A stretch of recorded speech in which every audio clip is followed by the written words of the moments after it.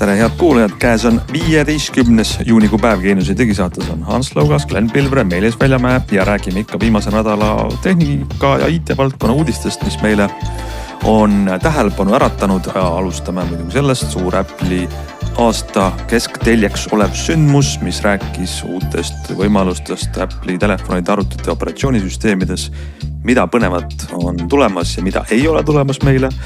Räägime sellest, kuidas on Google'i abil nüüd võimalik palju nutikamalt eesti keelt kasutada ja kuulda, ka siis, kui räägite võõrate inimestega, võõrates keeltes. Suur edasi-tagasi käik suurelt AI mudelilt ja arutame, mis on saanud Anthropicu Fable'ist. Ja täna saates kuulete, kuidas valida endale korralik nutikõlarite koduhelisüsteem.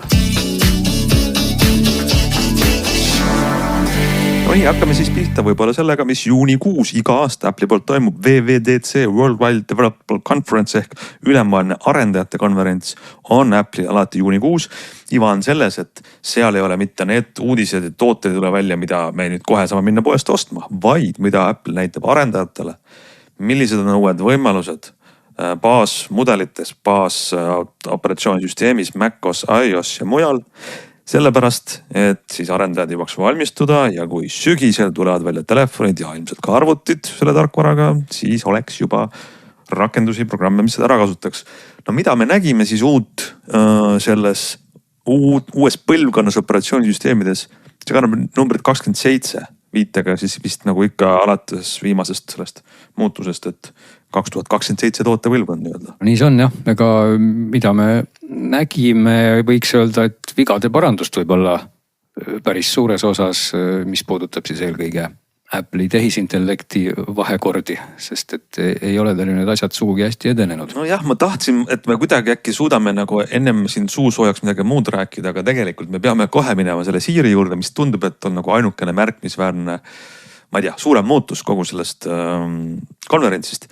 Siri saab nüüd siis Siri AI-ks ja enne kui me räägime Siri AI-st, uudis on see, et Apple on nüüd oma strateegilises koostöös Google'iga arendanud välja need oma sellised inglise keeles foundational models ehk tehisarumudelid, mis töötavad nii siis serveris kui ka seal seadmetes kohalikult, mis peaks tegema selle Siri nii targaks, nagu ma ei tea, ootame juba teistelt AI mudelit. No nii ta on, et tegelikult meenutame, see oli juba vist aasta, et mitte öelda 2 tagasi, kui Apple siis presenteeris nende ühenduslüli ChatGPT-ga, mis osutus väga, kuidas ma ütlen, traageldatuks kuidagi pidi, eks ole, et oli olemas Siri ja siis sa pidid andma oma korraldused sinna edasi ja siis see kõik tuli nagu telefonimänguna tagasi ja suurt midagi lõpuks ei osanudki teha ja oli kohmakas. Ja nüüd siis Apple on Google'iga teinud koostööd ja peaks olema see süsteem nüüd lõpuks lubaduste kohaselt selline, nagu ta siis ideaalis nüüd peakski olema. Ehk et agent või siis sinu, kas ma siis ütlen, isiklik AI assistent istub sul küll telefonis, aga siis omab juurdepääsu kõikidele sinu asjadele. Samamoodi saab loomulikult netis vaadata ringi ja Apple'i trumbiks, kui nii võib öelda vähemalt, mida nad jälle seal lubasid, ongi just see, et see digitaalne sekretär omab tõesti sinu asjade üle ülevaadet. Ehk et see ei ole lihtsalt siis filosoofiliste probleemide lahendamine keelemudeli abil, vaid pigem täpselt see, et sa küsidki, et näed, otsi mulle siit sõnumist midagi, ma ei tea, mis asja me jõime, kus restoranis või kus me käisime, no mida iganes võiks sul nagu pähe tulla, mida sa muidu läheksid ise otsima, et seda peaks siis nüüd tegema kogu see imepärane Apple'i uue AI komplekt seal telefonis ja pilves. Ja me ei tea veel, kuidas see välja kukub ja tööd hakkab, aga mis teie arvate tulles nüüd, tegelikult ikkagi mõtled 2 jalaga Androidi seal lombis, et vaadates, kas Geminile võiks tulla sellest Siri AI-st selline, ma ei tea, tõsiselt võetav konkurent, kui võtad telefoni, mis on viimane mudel ja kus see kõik töötab? Mulle tundub, et praegu on 2 nagu nüanssi seal, et esimene on see, et Gemini ilmselt on vähem piiratud, kui Apple Sirit piirama hakkab, aga teistpidi on jälle vastupidi, et mulle tundub, et Siri oskab teha rohkem telefonis, ehk siis ta oskab nagu rohkem telefoni juhtida või nagu neid telefoni asju paremini kontrollida, kui Gemini teeb näiteks Pixlis. Et ma tooks sellise näite, et Apple'il on olnud siiamaani liiga vähe kasutatud, aga väga võimas Siri shortcut, see on nüüd see uus Siri AI abil telefoni juhtimine on nagu selline Siri shortcut steroididel, eks ole, et sa saad nagu öelda, mida sa tahad ja siis telefon seda teeb, eks ole, et see tundub nagu olevat päris äge.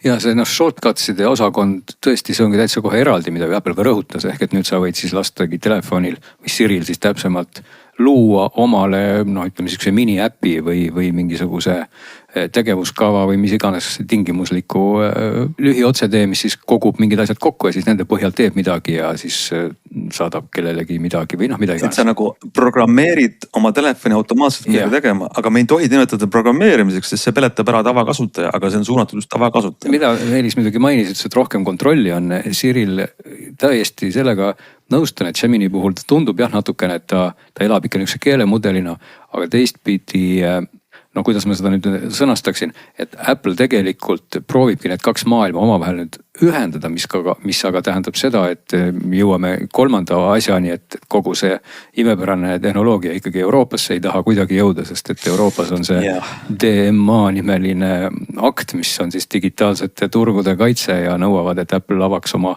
uksed kõikidele sõbralikele konkurentidele, kes on siis AI-d ja keelemudelid.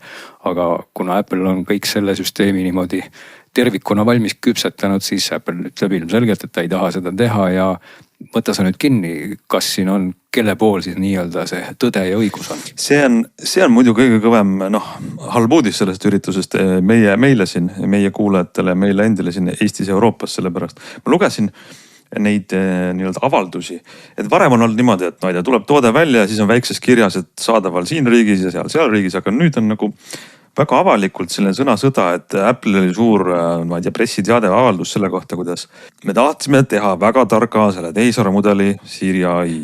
Kuna Euroopa Liit nõuab, et sa saaks seda vahetada välja, siis on võimalus, et kolmanda osapoole agent tuleb ja teeb su telefoni sinuga asju ja siis Apple kirjutab, et me kardame, et nagu te ütlesite ka, et ta saab läbi telefoni palju suurema kontrolli ja siis teeb sul pahu asju. Siis tegi Apple sinna vahele mingisuguse usaldusväärse agendisüsteemi. Aga Euroopa Liit ei salli, et sul on nagu üks tootja, et Apple ise on seal siis ikkagi väravavalvur. Nõuab, et sa pead välja vahetama, et Euroopa Liit paha, me tahtsime head. Ja Euroopa Liit jälle, Euroopa Komisjon saatis ka mingisuguse huvitava postituse, kus ütlesid, et ei, Euroopa tarbijatel peab olema valikuvabadus, arendajatel valikuvabadus. Meie ei salli sellist monopoolset asja. Ei, elagu Euroopa vabadused ja väärtused. Mine võta kinni, aga ma ei tea, meie kaotame nagu sellest ikkagi.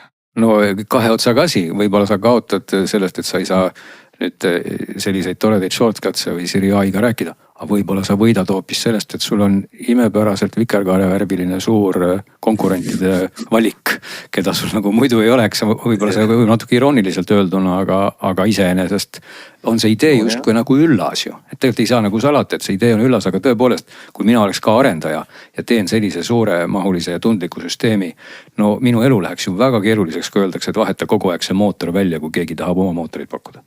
Ja seal on tegelikult see, et see peaks ikkagi olema ideaalis tarbija enda otsustada. Samas võib tüütuks küll muutuda, et see on samamoodi nagu on see brauseri ja otsingumootori valiku ekraan, kui sa Androidi telefoni seadistad, eks ole, et sa ikka valid saad vaikimisi Google'i, kuna see kõige parem, eks ole. Aga võib-olla kui ma iPhone'i seadistan, siis äkki ma tahan ikkagi valida Google'i, sest see on äkki, ma arvan, et Gemini on parem või äkki ma tahan saad näiteks, ma ei tea, Anthropicu uue mudeli valida selle Siri asemel, et selles mõttes see on nagu jah, kuigi jah, samas ilmselt tõenäosus on see, et sa kaotad siis sellisel juhul selle, just millest me just rääkisime, selle telefoni juhtimise või sellise kohaliku asja, millele nad ligi ei pääse, aga see valiku võimalus oleks nagu tegelikult mõistlik.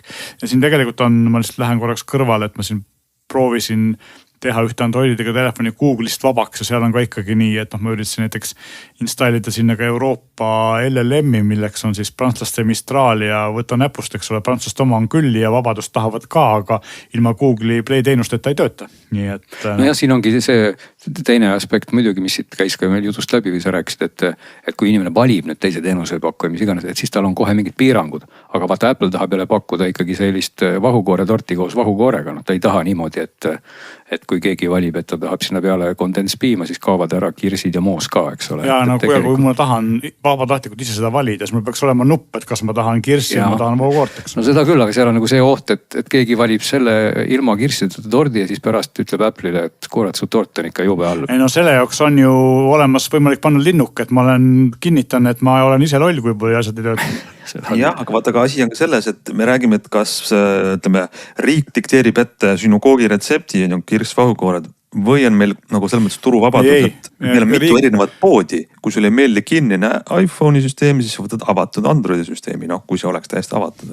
ma ei tea, mina arvan, et ikkagi riik peaks natuke rohkem ette kirjutama, mitte seda, et kas mul on kirss või vahukoor, vaid just seda, et mitu poodi mul võib kuskil olla või kas mul võib olla üks või mitu neid, eks ole, see on see küsimus. aga kui vahukoor on hapuks läinud ja sa ei tea, et kas see tegelikult teeb sul head või halba, aga sa mõtled tarbijana, mul on vabadus, ma võtan selle, panen selle mudeli sinna sisse. Ja see pagana uus Qweni mudel töötab juba hästi, on ju. Aga no loomulikult see peaks vastama mingitele standarditele ja asjadele, aga samas selle, millele ta vastama peaks ka olema mingisugused regulatsioonid, sest et muidu on see, et võib sinna suvalise piirangu peale panna, samamoodi nagu ma ei tea, riigihankel on, et trammi uks võib olema täpselt 1452 mm lai ja see on ainult üks tootja, kes selle vastab. Nagu kuulda on, see on nagu keeruline teema, siin ei ole kindlasti ühte vastust, aga mul tundub, et noh, Apple on täiega maas sellest tarbijale rakenduslikust AI kasutamisest, see Siri on nagu, no ei tööta, noh ei sobi hästi. Nende nüüd see Siri AI püüe võiks seda aidata, aga ikkagi on see nagu ühte turgu, väga suur turg, 800 miljonit inimest, palju meil siin Euroopas on. Lihtsalt ei toetata, siis on see muidugi nõrk. Ma arvan, et ma ennustan, lihtsalt ma nagu lihtsalt puusalt praegu ennustan, et praegu on see, et lihtsalt Apple üritab Euroopa käsi väärata, Euroopa üritab Apple'i käsi väärata ja lõpptulemus on see, et kuskil tehakse mingi kompromiss ja enne kui see iOS 27 on meil septembris siin, on ilmselt mingi lahendus leitud.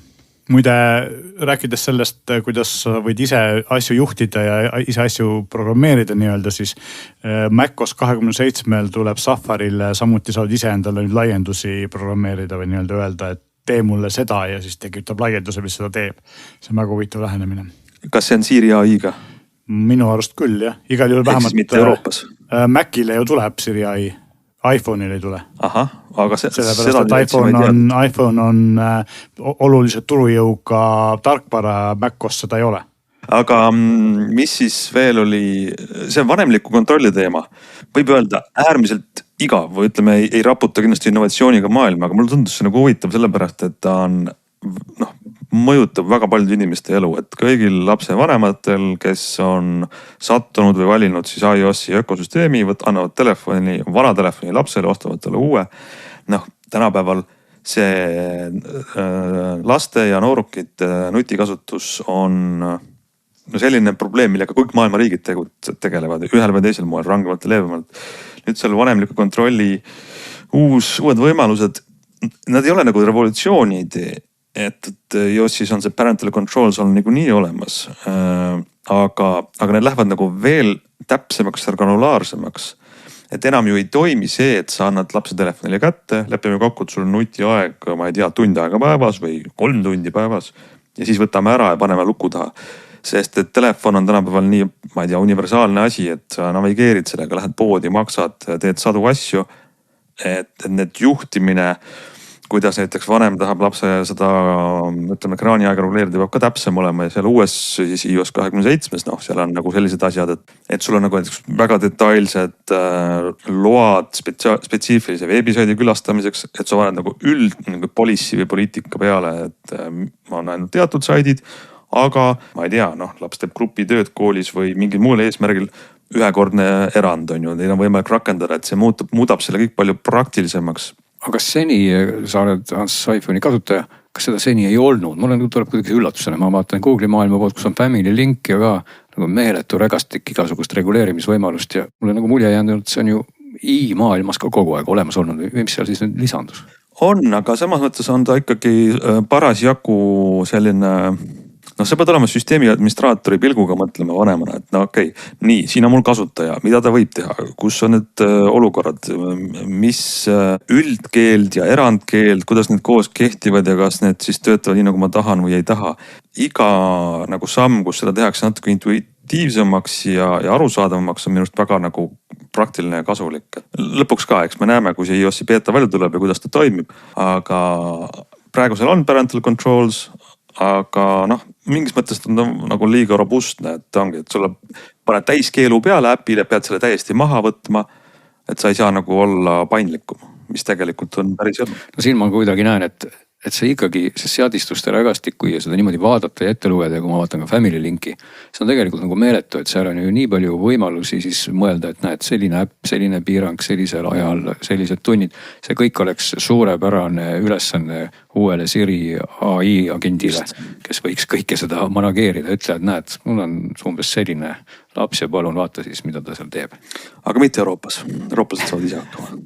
Ma ei tea, lähme Apple'i teemast edasi, see oli küll jah, suur konverents, aga napib neid säravaid hetki sealt ja küll me näeme veel siis. Saame neist pikemalt rääkida siis, kui me oleme ise neid proovinud. Ants, kas sa omale beetad installid? Väga hea, et sa nüüd otse eetris küsid, sest et ma tavaliselt ei julge seda teha, aga võib-olla, lubadust ei anna. Kui mingi 3. beeta kuskil augustis välja tuleb, siis võib-olla julged juba. 3. jah. Ma muide ühe toreda demo ikkagi ka märgiks seal ära, mis lihtsalt mulle praktilise näitena kuidagi väga tekitas selgeid mälestusi, et kui sa käid mingi seltskonnaga kusagil ja sööd ja jood ja midagi, siis selleks on teadupärast olnud erinevaid äppe, millega siis oma kulutusi jagada.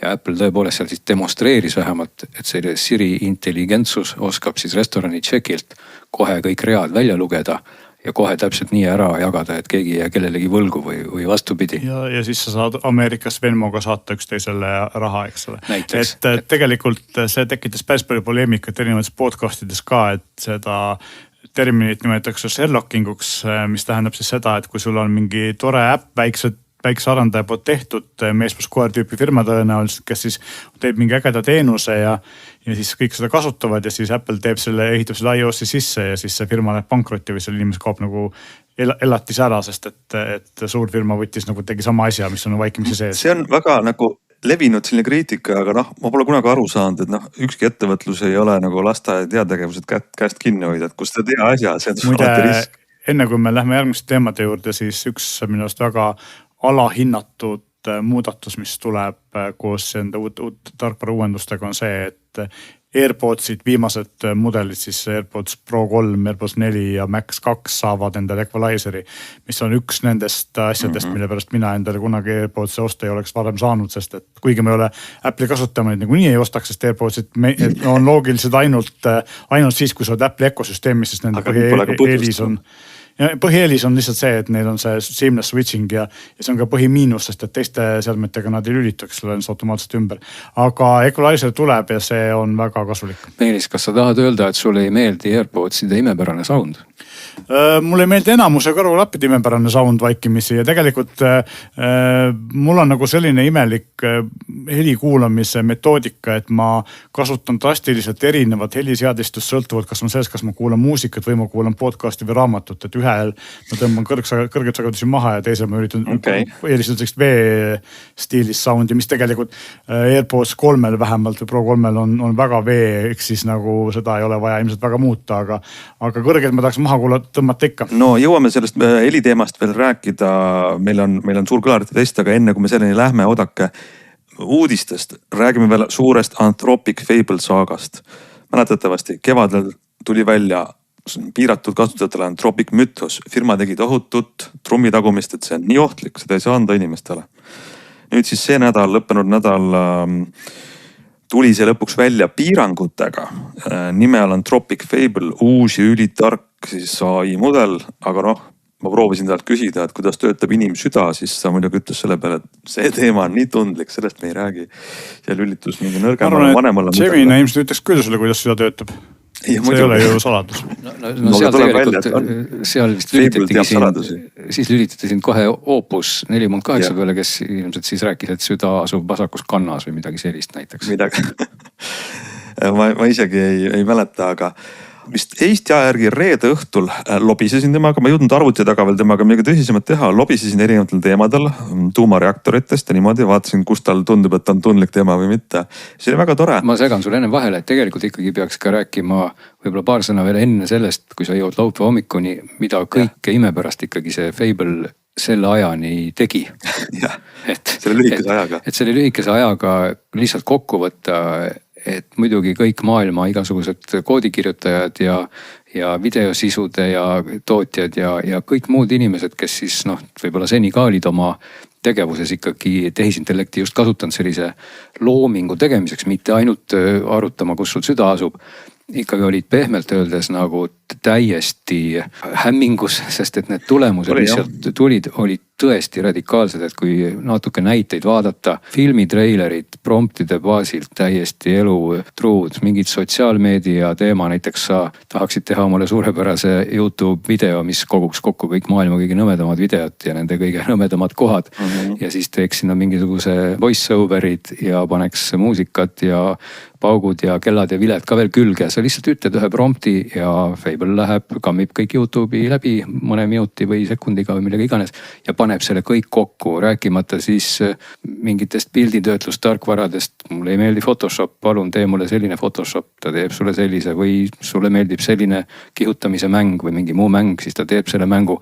Et noh, rääkimata sellistest vanast heast tuumist, mis 90-ndatel raputas meie maailma. Täna Fable teeb sellise tuumi sulle lihtsalt niimoodi, et ta vist isegi ei mõtle, et sa lihtsalt ütled talle 3 sõna, et kuule, tee mulle tuum, nagu see oli aastal 94. Siis pärast tuleb tagasi ja mängid oma tuumi. Ja lõpetuseks peaks muidugi ütlema, et Fable oli ka ise oma esitlusvideo autorite hulgas. Nii vähe, kui seda aega oli, et see väljas oli, see oli tõesti väga huvitavad eksperiment tuli, aga jah, siis mis laupäeva hommikul Eesti aja järgi oli teade, et aitab, pidu on läbi. Ma ei tea, kas naljaga pooleks, et kas oli see, et Euroopa ütles, et Siri ei sobi meile ja siis Ameerika ütles, et no siis te ei saa seda Fablet. Aga igatahes, mis siis oli, et Ameerika Ühendriikide valitsus pani ekspordikeelu, väites, et sellel on nii ohtlikud võimalused. Väidetavalt Amazoni uurijad leidsid sealt sellise viisi, kuidas saab minna sisseheitud piirangutest mööda, tänu sellele leida siis infoturbe haavatavusi, vigu, millega näiteks häkkida sisse või murda lahti mingeid süsteeme, mis olevat on piisav risk, et siis Ameerika Ühendriikide valitsus ütles, ekspordipiirang on selline, mitte keegi ei tohi seda Fablet saada kasutada, kes ei ole Ameerika kodanik, ükskõik kas ta asub Ameerikas või väljaspool. Fable on luku taga ja no see on nagu erakordne selline tõmblemine. On, ütleme üks täpsustuseks, et me teeme seda saadet väikese ajalise nihkega ja võib-olla esmaspäev, ehk siis tänane päev toob mingeid muutusi. 24 tundi on meil siin aega või vähemgi ja selle aega võib palju juhtuda, aga erakordne tõmblemine Ameerika valitsuse poole pealt, mis nagu lükkab sinna AI hirmutamisse hagu alla. Aga teistpidi see Anthropic ise on ka väga palju ära teinud selleks, et kogu seda nagu hirmutrummi taguda. No tuletame meelde, et Anthropic alustas trummilöökidega siis, kui Mythos ju välja tuli ja ta ei lubanud ka kasutada siis Mythos sugugi kõigil, kes tahtsid. Nüüd oligi muutus selles, et tegelikult Fable ongi nagu Mythos, aga nende piirangutega. Ja Anthropic ise on ka tõepoolest, nagu sa ütled, kogu aeg juhtinud tähelepanu sellele, oi kui ohtlik asi meil tegelikult on, ja võib-olla see ongi selle tagajärg, aga kindlasti nad ei arvestanud sellise pauguga, et niimoodi rakendub see reaktsioon sellele, nende ohtlikkuse hinnangul on selline. See võib olla, nagu Meelis ütles ka, et nagu Euroopa Komisjoni ja Apple'i vahel on sellised väga avaliku kätteväänemisega läbirääkimistaktika. Võib-olla on see midagi sellist geopoliitikat mängus. Minust just juuni alguses, kui Trump rääkis Sam Altmaniga, et võimalikust osalusest OpenAI's. Noh, ütleme nii, et riiklikud huvid segunevad siin nende suurte AI ettevõtete ärihuvidega ja selline nagu tõmblemine käib, et ega me ei tea, mis ühe nädalaga võib juhtuda või muutuda. Muidugi ei saa ka jätta alahindamata ikkagi meie sellist jutumärkides maailma suurepärast presidenti, kes ikkagi mõtleb võib-olla tihti pärast seda, kui ta pole veel mõelnud ja vastupidi või ta ei mõtle üldse, et tegelikult need otsused pöörduvadki kiiremini, kui tavainimene üldse jõuab mõelda. Et selles valguses see käiski nii ootamatult, see käis ka reede õhtul, et on arvatud, et just tänu sellele või selle tõttu tehti see reede õhtul, et vältida siis meeletut aktsiahindade kukkumist või tõusmist või mis iganes muutusi, et tõesti esmaspäev võib siin tuua mingisuguseid muutusi. Aga kui see nüüd nii ei juhtu, on muidugi kõik need endale Photoshopi tegijad vähemalt tavainimeste seas väga, väga kurvad. Ja noh, ilmselt on ka siis need inimesed kurvad, kes tahtsid siis Fable'iga paari uut tuumapommi valmis meisterdada. Just. Kuulge, aga lähme edasi veel, mida võiks ära mainida uudistest. Sa proovisid, Glen, uut ja praktilist tööriista eestlastele, kes võib-olla suvel reisivad, et Google, vana hea Google Translate on nüüd tegelikult saanud selle, võib ju öelda, sünkroontõlke funktsiooni valmis. On ja toimibki. See on täpselt sedasi siis kasutatav, et kui isegi ilma kõrvaklappideta avad omal Google Translate'i, mille nimi eesti keeles on tõlge Google'ilt, kui ma ei eksi. Ehk et kui sa hakkad seda otsima, siis juba natuke kohmakas tõlge. Siis ei ole seda väga kerge telefoni äppide seest leida, aga kui sa otsid tõlget, siis leiad. Ja seal on siis eraldi osakond, mis oli ka vist muide varem, aga seal ei olnud sünkroontõlget, ehk et valid siis vestluse ja vestluse tääbi all on siis sul võimalik valida, et mis sorti vestlus sul parajasti käsil on.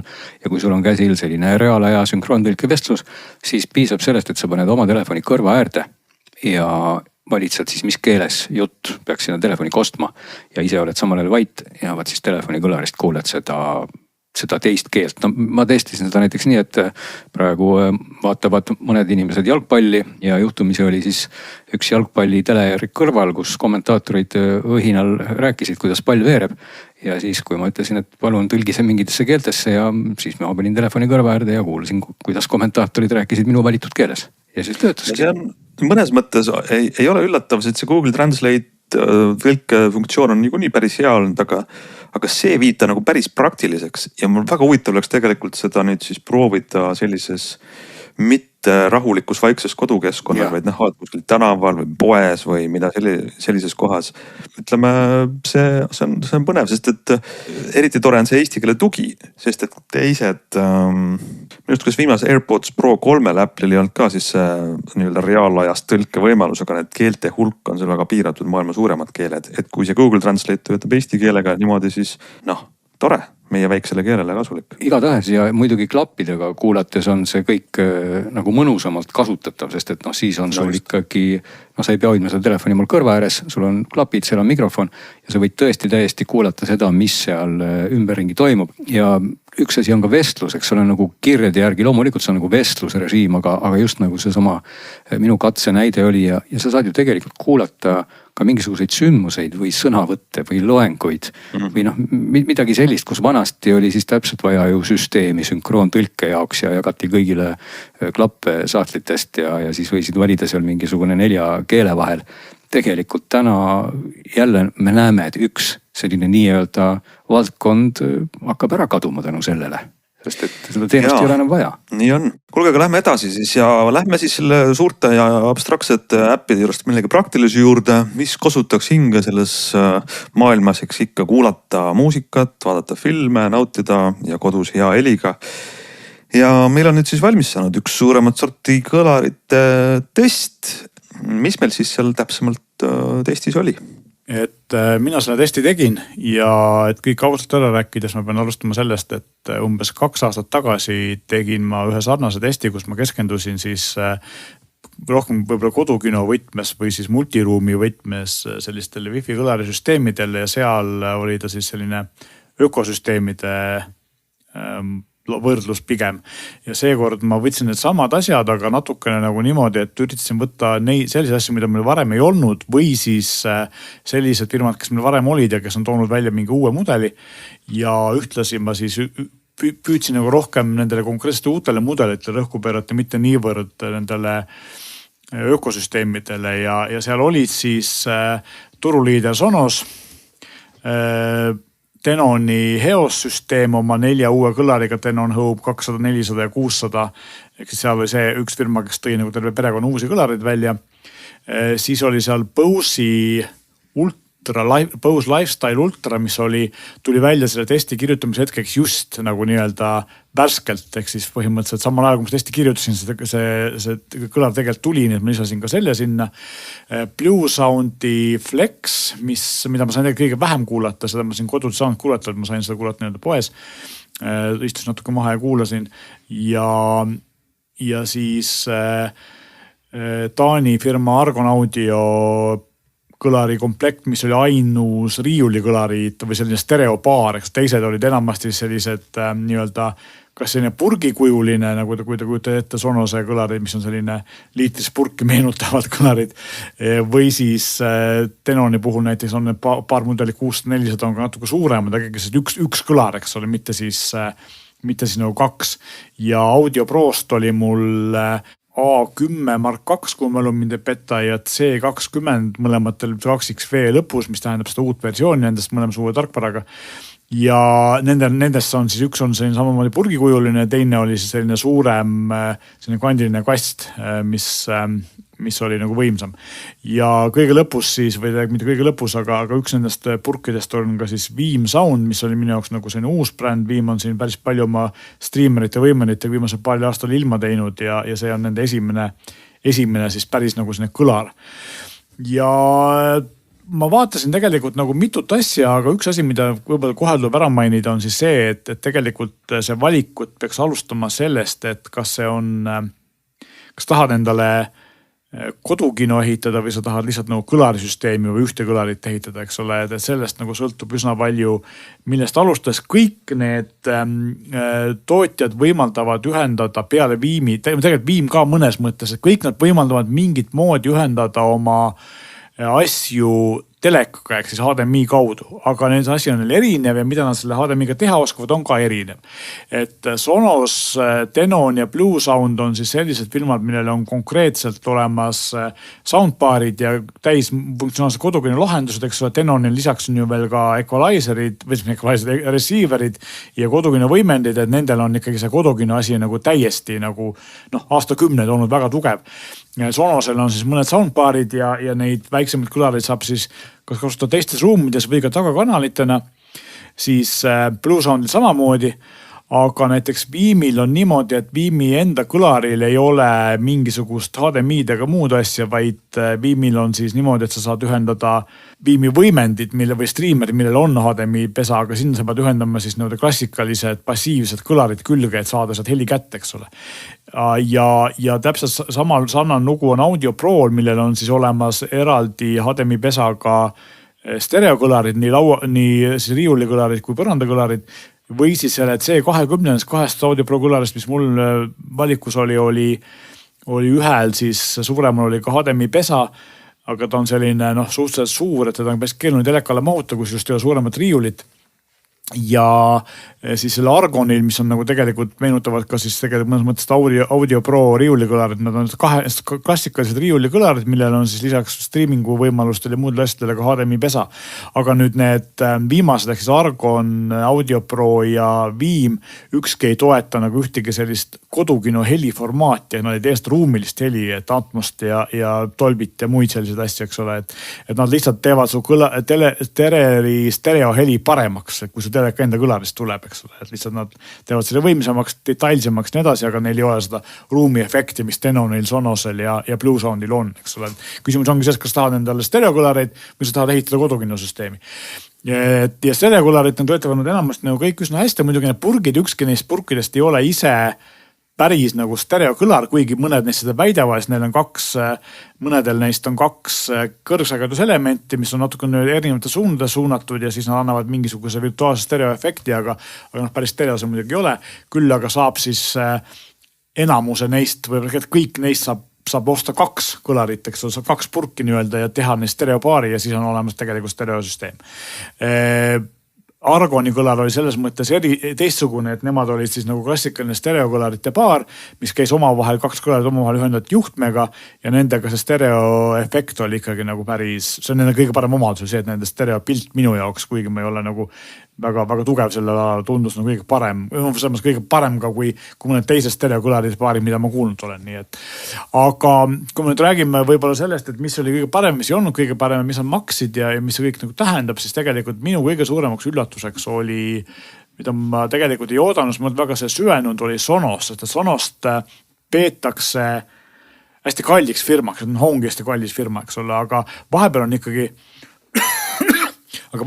hinnad tõusnud. Ja Sonos oli praegu selle võrdlustesti kõige odavam kõlar. Mis see Sonose kõlari mudel seal oli? Era 100 SL, mis on siis tegelikult tehniliselt uus mudel, sest et aga ta erineb vanast Era 100-st kuigi palju, erineb selle poolest, et SL mudel on ilma mikrofonita mudel. ehk siis tal ei ole mikrit, mis tähendab seda, et sa ei saa ta kasutada nii-öelda assistentidega, sa ei saa rääkida, eks ole. Ja lisaks sellele ei saa sa ka siis selle kõlariga Androidiga teha seda ruumi tuuningut. Et iOS-iga saab, kuna ta kasutab iPhone'i mikrofoni, aga Androidi mikrofone Sonos ei toeta ja Androidi puhul oli siis see, et kõlaril endal oli mikker, millega ta siis nagu tuunis seda, aga nendel mikrit ei ole ja seda tuuningut sa teha ei saa sellega. Need on nagu kaks ainust erinevust, muidu kõik elemendid, kõik on samad, aga jah, see Sonos 100 SL maksab alla 200 euro ja teised kipuvad sinna 250 või isegi üle 300 euro olevat. Nii et selles mõttes heli poolest oli see, et mina ei olnud, mulle see heli väga ei istunud, aga see ei olnud otseselt halb. Et mulle tundus, et Sonose kõlar võimendab või toob esile hästi palju kesksagedus ja mina olen selline veekujulise soundi austaja, nagu vist paljud inimesed, et ma arvan, et profid ilmselt hindaksid seda Sonos heli rohkem kui mina. Et ta on selline võib-olla neutraalsem või kesksageduste rikas, aga mulle see sellepärast väga ei istunud, aga ta ei olnud halb. Ja loomulikult sa saad passi ja keskmise sagedus saad seda reguleerida, mingi suuremat equalizer seal ei ole, aga tegelikult saad nagu tuunida küll ja arvestada see hinna ja omaste suhet, siis Sonos oli nagu väga hea ja muidugi Sonos endiselt kõvaks trumbiks on see, et nende äpp on kõige parem, kuigi nende äpp on läbi elanud ka väga palju probleeme ja isegi need tegevjuht on sellepärast pidanud tagasi astuma, et nad tegid oma kõrvaklapid, tegid klappide jaoks uue äpi ja võtsid seda äpist ära väga palju olulisi omadusi ja siis muidugi kõik Sonose kasutajad läksid selle peale närvi, siis nad on aasta või paari jooksul neid kaduma läinud asju vaikselt tagasi pannud sinna, eks ole, nüüd on nagu päris hea. Aga äpi see teenust hulk, mis need pakuvad äpis on nagu kõige parem, et neil on ainsana on neil Apple Musicu tugi, ainsana on Audible'i audioraamatu tugi, ainsana on YouTube Musicu tugi, nii et selles mõttes, mida ei ole, on jällegi mina kui Androidi kasutaja, mis on paljude nende kõlarite puhul minu jaoks miinusega on see, et Google Casti tuge ei ole, aga AirPlay tugi on ja Sonose puhul seda Google Casti puudumist kompenseerivadki tegelikult need built-in või need integreeritud teenused, mida palju teistel ei ole. Et Sonos sellepärast sai ka esimese koha, et kaks nagu asja, et hea kõlarite valik, hea ökosüsteem, hea äpp ja ikkagi hind on nagu väga hea, eks ole, arvestada seda, et Sonos on kõige suurem selle maailma tootja ja ma imestasin, et nad seda, see hind on nii konkurentsivõimeline. Nüüd teiseks ma panin Audio Pro ja Audio Pro oli firma, kes eelmises testis jäi viimaseks või veel viimaseks, sest et nende äpp oli lihtsalt väga kehv ja nüüd on põhiline asi, mis ongi muutnud, on see, et nad on teinud täiesti uue äppi, et Audio Pro tegelikult ise tarkvara ei tooda, vaid Audio Pro teeb tarkvara firma nimega Linkplay, kes teeb hästi palju nagu sellist white label või sellist tausta asju ka teistele tootjatele. Ja Linkplay tegi uue äppi, mis muideks töötab ainult siis selle 2V tähega lõpus olevate Audio Pro kõlaritega, eks nad tegelikult pidid ära muutma ka selle äpi töötamiseks ka nii-öelda selle kõlari sisu, eks selle loogika või kiibi, eks ole, uus kiip on see sees, aga vanadega see uus äpp ei tööta. Ja selles mõttes on tegelikult nüüd kõik need mured, mis vanasti olid, et ma ei saanud, kui näiteks oli multiroom süsteemis, oli ühendanud kõlari, siis ma ei sain ainult põhikõlari equalizerit reguleerida, aga teiste kõlaritel ma ei saanud ja muid sellised, see oli veel see, et kõlarite komplekti liitmine ja nendest lahutamine oli väga aeglane ja tüütu ja kõik need mured, mis vanasti olid nüüd ära parandatud, kõik see töötab väga hästi. Teenuseid muidugi on vähem kui Sonosel, aga samas on neil olemas nii AirPlay kui Google Cast, kui Spotify Connect ja Roon ja kõik muud sellised populaarsed teenused, nii et tegelikult kõik see töötas nagu palju paremini, kui ma arvasin ja nüüd on kõige huvitav nüanss muidugi, mis Audio Prod puudutab, on see, et ma olen otsapidi Audio Pro'st Viimile üle ja räägin sellest, et tegelikult ma just ütlesin, et Audio Pro teeb see tarkvara ja kiipi teeb Linkplay ja Linkplay on tegelikult ka see firma, kellele kuulub see Viimi bränd. Nii nad tegid nagu, algust tegid nad teistele tootjatele, nüüd on hakanud tegema siis ise, eks ole asju. Ja Viimi kõlaril on esimene asi, mis neil on neil kaks mudelit, üks on ekraaniga, teine on ilma puutetundega ekraan, mis meenutab veidi sellist nutikella, et kõiki kõlari omadused saad ekraani pealt muuta, aga mis oli nagu Viimi puhul eriline või huvitav on see, et kui Viimi sai siis samamoodi teha äpist seest mikriga seda, kõlari enda mikriga siis seda ruumituuningut, mis töötas päris hästi ja lisaks siis on sul parameetriline equalizer, tavaline equalizer ja hästi palju erinevaid seadistusi, tarkvara poole pealt oli ta üks kõige paremaid ja nüüd kõige point oli see, et kui ma ühendasin nad siis ühte võrku, siis Viimi kõlarid ja Audio Pro kõlarid saab ühendada üheks komplektis kokku, eks nad on sama tarkvara peal. Audio Pro'l ei ole siis seda ruumikorrektsiooni ja parameetrist equalizerit.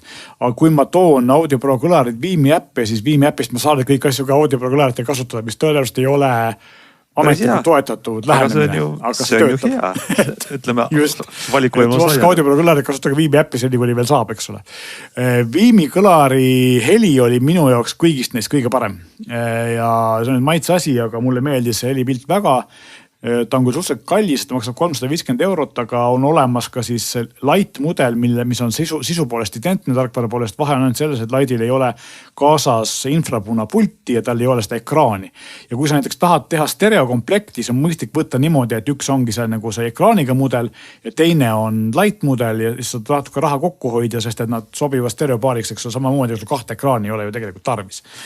Ja see oli minu jaoks nagu üllatus, et need Viimi kõlarid tegid niivõrd head häält. Audio Pro häälest ei rääkinud, Audio Pro puhul on see purgikujuline kõlar oli natukene kehva bassiga, see ei aidanud isegi väga palju see equalizeri tuunimine, natuke aitas, aga ta oli nendest kõige nõrgema bassiga, aga samas jälle see C20 on see mudel ja suurem nende kandid nagu hästi, see oli ülihea heliga ja väga-väga hea bassiga, sellise 556 € juures on tegelikult üks paremaid kõlarid, mida ma kuulnud olen. See on huvitav, et neil on nagu väga erineva helipildiga erinevaid mudeleid, aga tarkvara oli päris okei. Üks Viimi suurem miinus oli tegelikult, miks ta saanud kõrgemat kohta, on üks asi see, et ökosüsteem on väike, eks ole, et Viimis on nende esimene kõlarine subwoofer ka, muidu on neil ainult võimendid asjad, et neil ei ole nagu seda kõlarite ökosüsteemi, neil ei ole soundbari ja neil ei ole suuremad kõlarid. Hea, aga teil on liiga vähe Viimi. No algusasi, eks ole. No aga kui sa tahad ühte kõlarit, mis stereopaaris on täiesti okei. Aga üks Viimi suurim miinus, kui ma ennem siin kurtsin selle üle, et mina kui Androidi kasutaja, et paljudel nendest kõlaritest ei ole Google Casti tuge, siis Viim on neid vastupidist teed ja tal ei ole Apple'i kasutajate jaoks AirPlay tuge ja minu arust see on sama suur miinus, eks ole, et see on nagu väga suur miinus ja ilmselt seal on mingid litsentsi küsimuse, sest et osadel Viimi võimenetel on AirPlay tugi ja osad ei ole Google Cast ja osadel on mõlemad ja siin on Google Cast, aga AirPlay tuge ei ole. Samas täpselt sama tarkvaraga Audio Pro kõlaritel on mõlemad. Eks ilmselge, et see ei ole mitte nagu võimekuse küsimus, vaid see on mingi litsentsi ja õiguste küsimus, miks nad on otsustanud, ilmselt ei taha maksta selle eest Apple'ile. Et see on minu arust väga suur miinus, et ikkagi meil on Apple'i ökosüsteemis olevad inimesi palju ja AirPlay tugi võiks nende kõlaritel olla. Samamoodi võiks kõigil olla Google Cast, mida paljudel ei ole.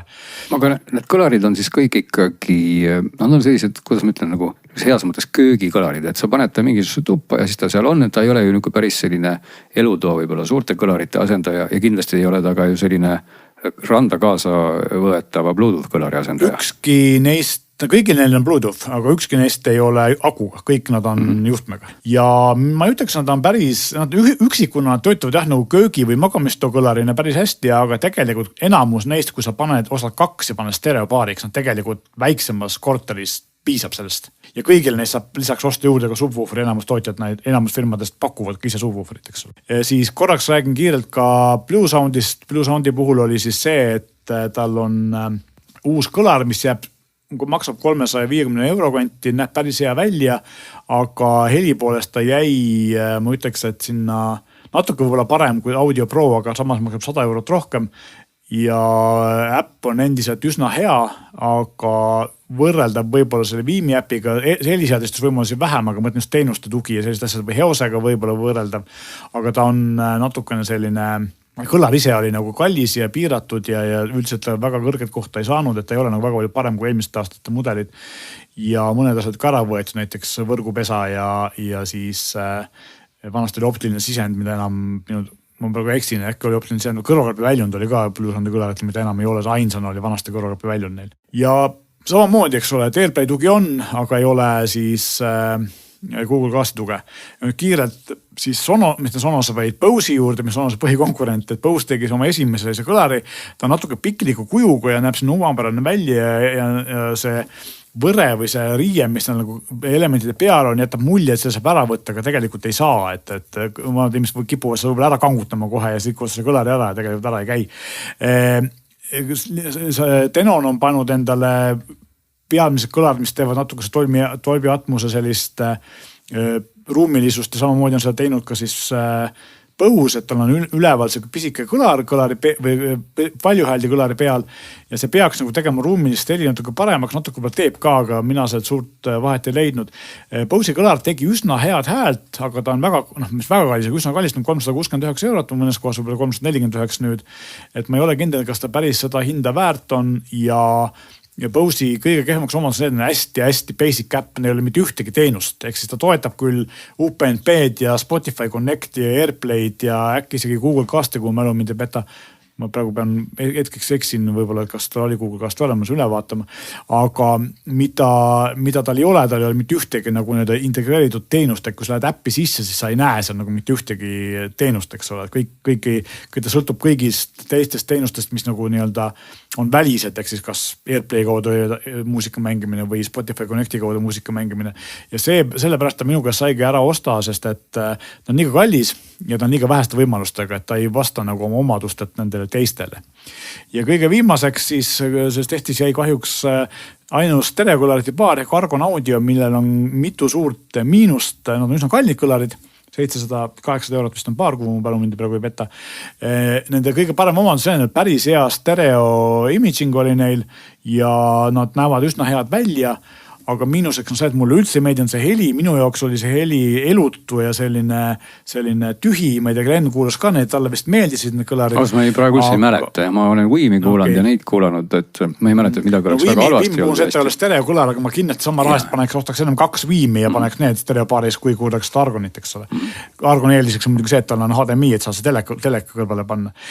Teine probleem, mis Argoni puhul oli, mis on praktiline probleem, on see, et neil on ühel kõlaril on väga ere punane või sinine indikaator, mis näitab seda, kas ta on mootorisimis või siis sees ja see on väga ere ja kui sa paned magamistuppa, siis sa ei saa magada, eks see saab su silma.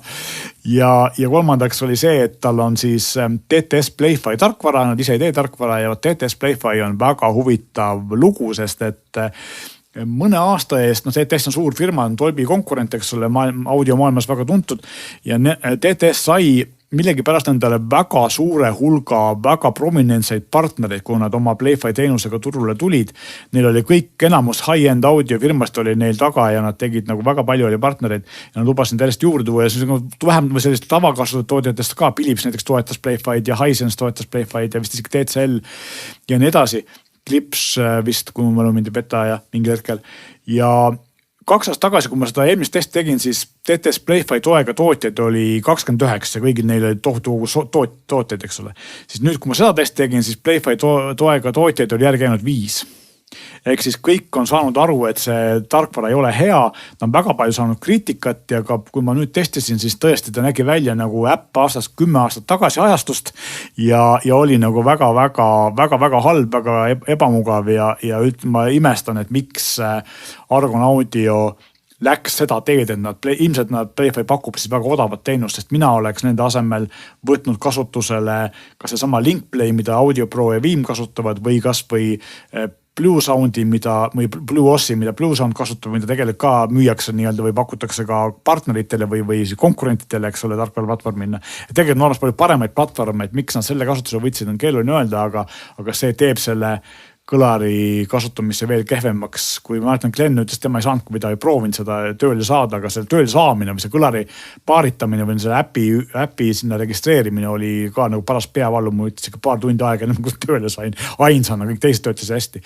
Heose ma jätsin vahele, ma sellest ka natuke mainin või Tenon Humil on siis 3 kõlarit uut, 200, 400 ja 600, 200 on samasugune purk, 400 on selline vähe kandilisem, vähe suurem, maksab 500 € ja 600 on selline veel suurem ovaalne kõlar, mis maksab kui ma 600 või 700 € ja tõepoolest see kõige kallim kõlar teeb väga head hääd, sobib ka suuremates ruumidest, loomulikult ei ole nagu stereopaariks, eks ole, ei sobi, aga kui sa tahad ühte kõlari, mis oleks väga võimas, oleks väga palju passi ja samal ajal ka detailsus, see oli väga hea kõlar. See 400 oli selliste keskmisse ruumi ka väga mõnus kõlar, mulle täitsa meeldis. 200, sellel oli üks eriline omapärane omadus, nimelt see, et ta maksab 350 € ja teeb selle raha eest vaikselt mängides üsna kehva passi, eriti võrreldes Sonose või Viimiga, aga kui sa heli pealekeeraja ja loudnessi nuppu või sellist võimalust ka ei ole, eks ole, näiteks Sonosel on. Aga kui sa läksid juba helitugevusega kolmandiku peale või poole peale ja siis oli nagu bassiga kõik hästi. Ja näiteks Audio Pro ei saanud ka siis korralikult bassi mängitud, kui helitugevust peale keerata, aga Tenonil oli see probleem lahenes. Hakkasin mõtlema, et kui kokku võtta, kas ütleme Eestist ostjal on selles osas ka siin mingisuguseid praktilisi valikuid või mida mitte peaks tegema arvates maale toomise ja toe osas? Kõik need, millest ma siin praegu rääkisin, tegelikult Eesti suurte müüjate poolt esindatud, et enamus neist on saadaval Euronixis, enamus neist on saadaval Valihelis, enamus neist on saadaval Audio Marketis, mitte küll päris kõik, aga Tenon näiteks ja vist Viim ei ole, aga vist äkki ka Sonos. Mitte Rassas on, eks ole, Bose ja Sonos olemas. Samuti siis Argon Audio on Valihelis, kes on nagu väga kaua olnud siin ka meile asju andnud ja on mitukümmend aastat Eesti turul olnud. Audio Cities on päris mitmed nendest tootjatest saadaval. Need on kõik need Eesti suuremad firmad, kes audio või heliga tegelevad, Audio Marketiks samamoodi. Kõigil neil on tegelikult need asjad valikus, vähemalt ütleme nendest 5 brändist 2-3 on kõigil neil esindatud ja mõnel on siis nad ühed või teised, eks konkurentide puhul erinevad, aga selles mõttes, et kõiki neid saab Eestist ja kõigil neil on olemas nagu korralik esindatus ja enamus neist on esindatud mitme nagu suure poe poolt. Et selles mõttes tohiks olla probleemi. Mis küll jah ei sobitunudki siia testi, aga lihtsalt tuletan meelde, et siin mingi saadepaar tagasi ma rääkisin Zangbommist, mis oli siis prantsuse firmalt Devialet ja mis on iseenesest ka selline netivõimekusega kõlar küll teatavate piirangutega, aga see eest, kui sa tahad ikkagi, et ka naabrid sinu bassi kuulaksid, võt siis sa võid selle Devialet osta, sest et see, mul on nagu mälestustes Viim versus see Devialet, et tõesti see Devialet nagu bassi soundi spekter on täiesti ebareaalne, aga muidugi ta on natuke teise, ta on ka kallis ja ta on ikkagi selline akuga kõlar, sa saate ju kaasa võtta, et ta ei ole siis päris nüüd selline telekaga ühendamise kõlar. Ilmselt on kõige parem akuga kõlar heli poolest, aga kindlasti. Ta on kõige kallim. Absoluutselt jah, see üks Zangbomm on vist ligi 1000 eurot või mis tal see hinnaklass oli. Et ma jätaks seda mainimata, siis ma lõpumain näen ka selle, et Tenoni puhul me rääkinud sellest Heosi äpist, et see ei ole 2 aastaga muutunud, ta on üsna vanamoodne, üsna selline, töötab kõik hästi, aga teenuseid on vähe, ei ole väga mugav, aga ta on nagu töökindel, kui ta töötab, siis töötab hästi ja samamoodi toetab, eks ole, Rooni ja Spotify Connect ja Tidal Connect ja nii edasi, aga jällegi Airplay on ja Google Cast ei ole, mis on nagu tüüpiline probleem. Selge, kas Meelis üks lause lõppu? Kui ma omale peaks ostma, siis ma nendest ostaks Viimi. Seda tegelikult, see on väga hea lause, aga ma tahtsin küsida, et kas kuulajad saavad seda testi ka kuskilt lugeda? Ja, et kui selleks ajaks, kui me saade on eeteris, peaks olema Geeniuse lehel üleval, et seal on kõik põhjalikud ja kõik asjad, mille puhul ma praegu peast eksisin, on sealt üle loetav näiteks kas või see, et kas Bose'il Google Cast oli või mitte. Väga hea. Vaadaka. Ja kui teile praegu tundus, et see jutt ei olnud põhjalik, siis lugege testi. Test on kindlasti veel põhjalikum, see on päris pikk. Väga hea. Test ka süveneb päris palju nendesse tarkvara erinevates platvormi omadustes. Selge, aitäh kõigile kuulamast ja oleme teie ootel kuni järgmise nädalani. Ma reklaamin teile, et meie teie kirjad on meile oodatud ja kui mõni teie kiri on vahepeal läinud musta auku, siis on see juhtunud põhjusega. Aga te saate meile kirjutada siis senikaua meie uuel aadressil kirjad@digisaade.ee, digisaade nagu saate nimi. Ootame neid ja oleme tagasi 1 nädala pärast.